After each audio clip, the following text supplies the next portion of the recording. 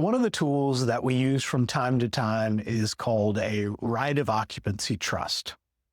So a right of occupancy trust would create a situation where, let's say there's a house and the house is in the trust and the person who created the trust has now died, and we may hold that house in what we call a right of occupancy trust. So the house would just stay there. It would be owned by the trust.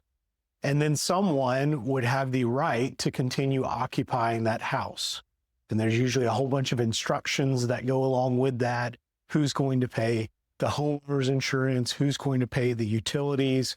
Who's going to pay for repairs, HOA assessments, condo assessments?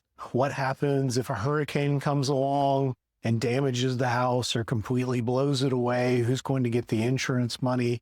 And then it'll usually provide for some time period of how long that right of occupancy will continue on for. We may say the life of the person occupying the house. Sometimes we may say for a certain amount of years, something like that. What's going to happen after that? So after that person is no longer occupying that house, now we have this asset here that's owned by the trust. So what are we going to do now? And typically the instruction then is to sell it and distribute the proceeds among some group of people.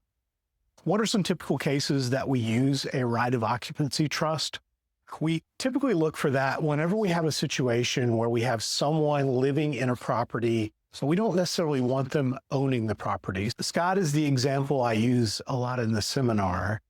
Scott lives in John and Mary's house, and it's really important to John and Mary that Scott has a clean, safe place to live. But Scott's not great with money. They constantly have to jump in and bail Scott out of things.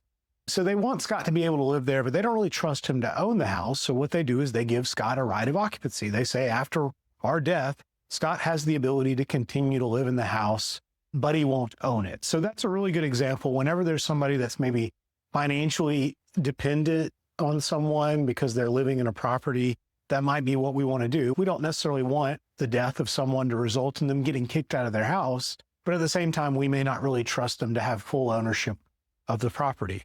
We see that sometimes down here, we're at the beach, people that own condos and they may not be married to someone, but they may be in some kind of a long-term relationship with them, and they moved in together, and maybe they're not close enough with them that they would actually want them to inherit their condo or their house.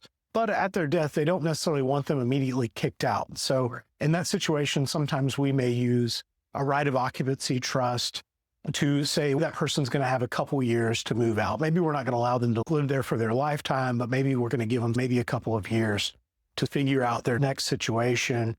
And then at that point, the house would pass on to the children.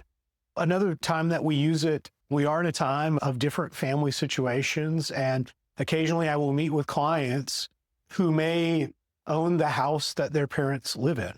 Maybe they moved here to Alabama and it was important for their parents to live close to them. So maybe they offered to buy them a house. And so now they own the house that their parents live in. And same thing there. On the death of the clients, if their parents are still living, we don't really want to pass that asset up to the parents to then go somewhere else where they don't really intend it to go.